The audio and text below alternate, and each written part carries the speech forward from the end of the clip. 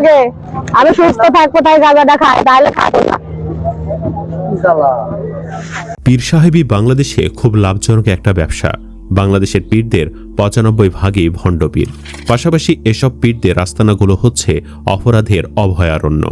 বাংলাদেশের কম শিক্ষিত মানুষগুলো এসব পীরদের কুমন্ত্রণায় সেখানে গিয়ে ঈমান হারাচ্ছে।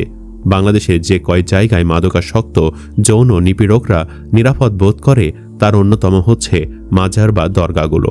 কিন্তু এদের বিরুদ্ধে সরকার ব্যবস্থা নিতে ভয় পায়, আর এজন্যই ধর্মপ্রাণ মানুষদের মব সৃষ্টির মাধ্যমে এসব মাজার ভেঙে দিতে হয়। কখনো জনরোষে পড়ে ভণ্ডদের নিহত হবার ঘটনাও ঘটছে। আমাদের এই এপিসোডে আলোচনা করব বাংলাদেশের কিছু বিচিত্র নামধারী ভণ্ড পীরদের নিয়ে। চলুন একে একে দেখে নেওয়া যাক কারা ভণ্ড পীর। নাম্বার ১, বেলতলির সোলেমান ল্যাংটা পীর।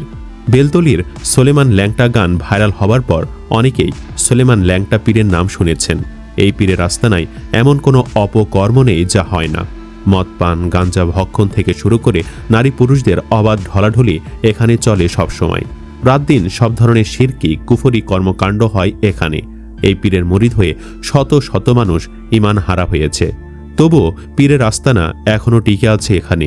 জানা গেছে সোলেমান প্রায়ই উলঙ্গ থাকতেন। তার বোন তাকে পোশাক পরার জন্য জোর করলে বাবা অস্বীকৃতি জানাতেন আর বলতেন, পোশাক পরলে আমার গা জ্বলে যায়। বাবাকে প্রায়ই দেখা যেত কোমরে এক গামছা পেঁচিয়ে রাখতে। এজন্য লোকে মুখে বাবার নাম হয়ে যায় ল্যাংটা সোলেমান। টাটকা ভণ্ড সোলেমানের অন্ধ ভক্তরা প্রচার করে বেড়ায় একদিন বাবা নাকি ট্রেনে উঠলে ট্রেনের টিকিট মাস্টার বাবার কাছে টিকিট চাইলে বাবা টিকিট নাই জানালে টিকিট মাস্টার বাবাকে গলা ধাক্কা দিয়ে ট্রেন থেকে নামিয়ে দেন। বাবা এতে রেগেমেগে ট্রেনের দিকে নিজের শাহাদাত আঙ্গুল দিয়ে ইশারা করতেই চলন্ত ট্রেন থামিয়ে দেন। আরও কথিত আছে, লোকে বাবাকে প্রায় প্রশ্ন করত, আপনি নামাজ পড়েন না কেন? বাবা খালি মুচকি হাসতেন। একদিন গ্রামের আলেমরা বাবাকে নামাজের দাওয়াত দিয়ে জোরাজুরি শুরু করলে বাবা তাদেরকে নিজের কাছে ডেকে নিয়ে বললেন, এই দেখ নামাজ পড়ি কিনা।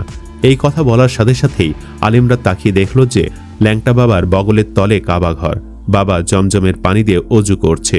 এই ধরনের মিথ্যা রটিয়ে শত শত মানুষকে ঈমান হারা করছে এই পীরের মুরিদরা। নাম্বার ২, কুতুববাগ দরবার শরীফ। ধর্ম মানুষের কল্যাণের জন্য, সেটা যদি কল্যাণ না করে অকল্যাণ হয়ে ধরা দেয় তবে বুঝতে হবে সেখানে অধর্ম হচ্ছে, ব্যবসা হচ্ছে। সেরকম একটি রমরমা ব্যবসার নাম কুতুববাগ দরবার শরীফ। শুধু তার সাথে নিজেদের ব্যবসার জন্য মন গড়া শরীয়ত মারফত লাগিয়ে যেখানে চলে জাঁকজমক অধর্ম। এখানের বেশিরভাগ মুরিদ খেটে খাওয়া অশিক্ষিত মূর্খ মানুষ এবং কিছু রাজনৈতিক ও ব্যবসায়িক সুবিধালোভী ব্যক্তিত্ব। কুতুববাগ দরবার শরীফকে অশুদ্ধ প্রমাণ করার কোনো ধর্মের দলিলাদি উপস্থাপনের কোনো প্রয়োজন নেই। সেখানে অনেক ভণ্ডামি আছে যা একজন মুসলিমের বিশ্বাসের সাথে মিলবে না। যেমন কুতুববাগ পীরের সাথে আল্লাহর সাক্ষাৎ হয়। তিনি ইচ্ছে করলে মানুষের যে কোনো সমস্যার সমাধান করে দিতে পারেন। রাসূল সাল্লাল্লাহু আলাইহি সাল্লামের নিচেই তার মর্যাদা প্রভৃতি। তবে একজন সচেতন মানুষ নিম্নে উপস্থাপিত সামাজিক বিষয়গুলো অনুধাবন করলেই বুঝতে পারবেন কুতুববাগ আসলেই ভণ্ডদের আখড়া। নাম্বার ৩, বিড়ি বাবা। তিনি একাধারে পীর আবার চিকিৎসক। তার নাম বিড়ি বাবা, আর ঔষধের নাম আবুল বিড়ি। এমন কথা শুনলে হাসি পাওয়ারই কথা, কিন্তু তারপরেও এই ভণ্ডের মুরিদের অভাব নেই। সন্ধান পাওয়া এমন বিড়ি বাবার নাম আব্দুল মালেক। এই ভণ্ড পীরের আকিদা হচ্ছে বিড়ি খেয়ে নাকি জ্বর, ঠান্ডা, জন্ডিস, যক্ষা, এমনকি ক্যান্সারও ভালো হয়। কুমিল্লার বড়রা থানার খোসবাস গ্রামে গেলেই পাওয়া যাবে আধ্যাত্মিক এই পীরের। রোগবালাই, পারিবারিক অশান্তি, আর্থিক সমস্যারও নাকি সমাধান মিলে ভণ্ডপীর আব্দুল মালিকের বিড়ি খেলে। চিন্তা করুন বাংলাদেশের মানুষ কতটা মূর্খ। তা না হলে কি আর একজন বিড়িখোরের মাঝেও আল্লাহকে খোঁজা যায়? এলাকায় গুজব রয়েছে বিড়ি বাবা নাকি 40 বছর ধরে পানি পান করেন না, কিন্তু ভক্তদের চিকিৎসার জন্য বিড়ি ও পানি পান করান তিনি। তার শিক্ষাগত যোগ্যতা নিয়েও রয়েছে কল্পকাহিনী। এ নিয়ে তিনি সে প্রসঙ্গে কথা বলেন না। গ্রামের সহজ সরল মানুষের বিশ্বাসকে পুঁজি করে দীর্ঘদিন ধরে ভণ্ড বাবা এমন কার্যকলাপ চালিয়ে আসছেন, অথচ প্রশাসন কোনো ব্যবস্থা নিচ্ছে না। এখন এলাকাবাসী ক্ষিপ্ত হয়ে হামলা চালালেই এক শ্রেণীর সুশীল সমাজ আবার মব আখ্যায়িত করে কান্নাকাটি শুরু করবে। নাম্বার ৪, সুরেশ্বর পীর।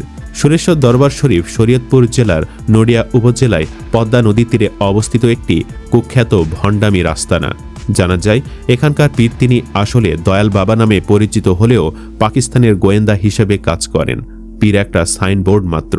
তার প্রকৃত নাম মনিরুল চৌধুরী বলে জানা গেছে।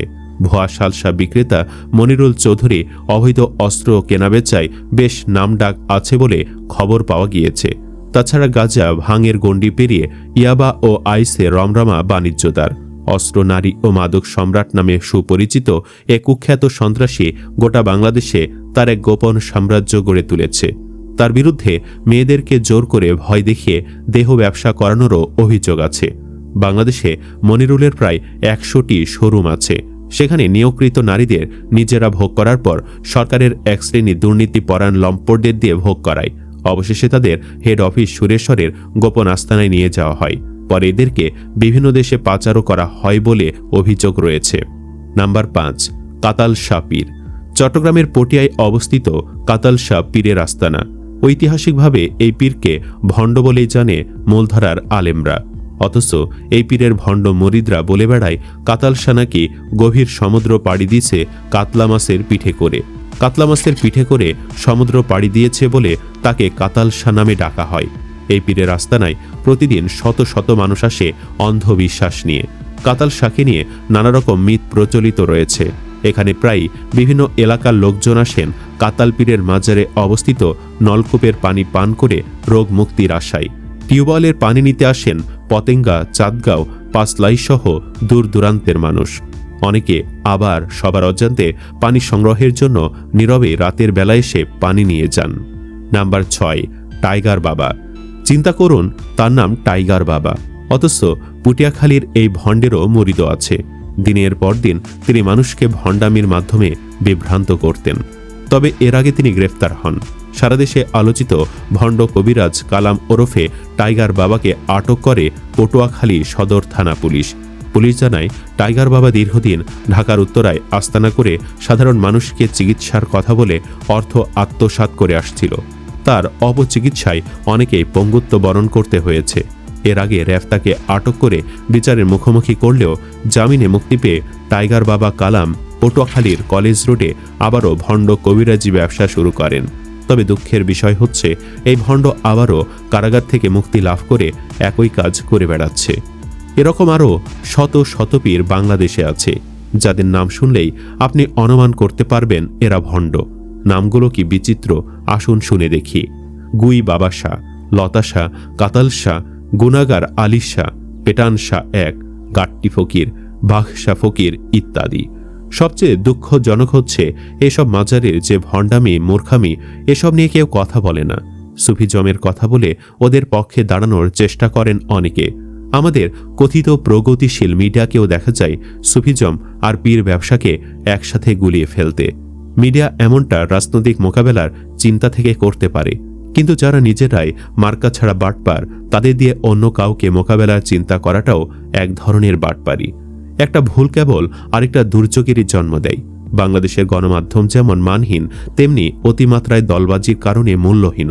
সুপ্রিয় দর্শক, আপনি কি মনে করেন সরকারের উচিত এসব মাজার ভেঙে দেওয়া? কমেন্ট বক্সে জানিয়ে দিন আপনার মতামত। ভিডিও ভালো লাগলে লাইক দিন এবং চ্যানেলটি সাবস্ক্রাইব করুন। ধন্যবাদ।